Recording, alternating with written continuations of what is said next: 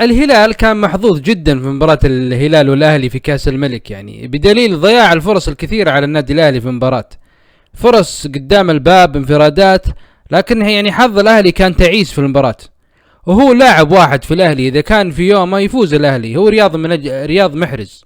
اذا كان منجم في المباراة يفوز الاهلي في المباراة، والعكس صحيح، اذا كان غايب مستوى اللاعب الاهلي يعني يترنح وينهزم في المباراة.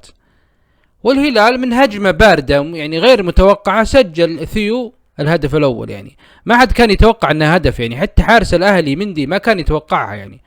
وكان خطأ من دفاع الاهلي في ترك اللاعب يسدد داخل المنطقة وهو مرتاح يعني بعدها استمرت المباراة وتعادل الاهلي ضربة جزاء يعني مشكوك في صحتها، يعني استمرت المباراة الى ضربات الترجيح.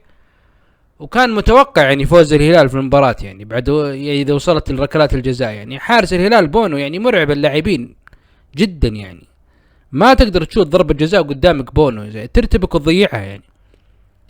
هو يعني اللاعب المغربي صراحة بونو يعني اثبت براعته في صد ضربات الجزاء، يعني اشهر ضربة جزاء مع الهلال صدها قدام ريال مدريد في كاس العالم للأندية، صد ضربة الجزاء اللاعب فالفيردي يعني، وانتهت بتعادل الهلال الملكي مع ريال مدريد الملكي يعني بطولة أندية العالم.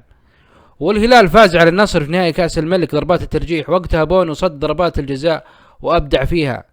فالهلال كان متوقع فوزه يعني على الاهلي بضربات الترجيح، وهي بالاول والاخير حظ، يعني معروف حظ الهلال اقوى من الاهلي بكثير يعني. الان الهلال بقابل الخلود في كاس الملك، وهي مباراة يعني شبه مضمونة للهلال بحكم فارق المستوى الكبير بين الهلال والخلود. يعني الهلال فاز على الخلود في الدوري 3 في الدور الاول، والاكيد ان الهلال ما راح يستهين في النادي الخلود، يعني راح يستعد للمباراة بشكل جيد يعني عشان يحقق البطولة وتكون اول بطولة للانزاكي مع الهلال.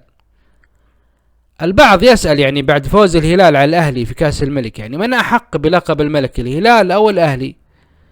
يعني الجواب واضح وصريح، الهلال أقوى تاريخ وإنجازات من الأهلي بمراحل كثيرة يعني، فالهلال أحق بلقب الملكي من الأهلي.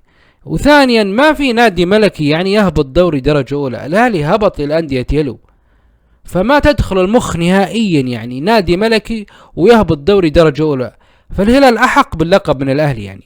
وشكرا لكم.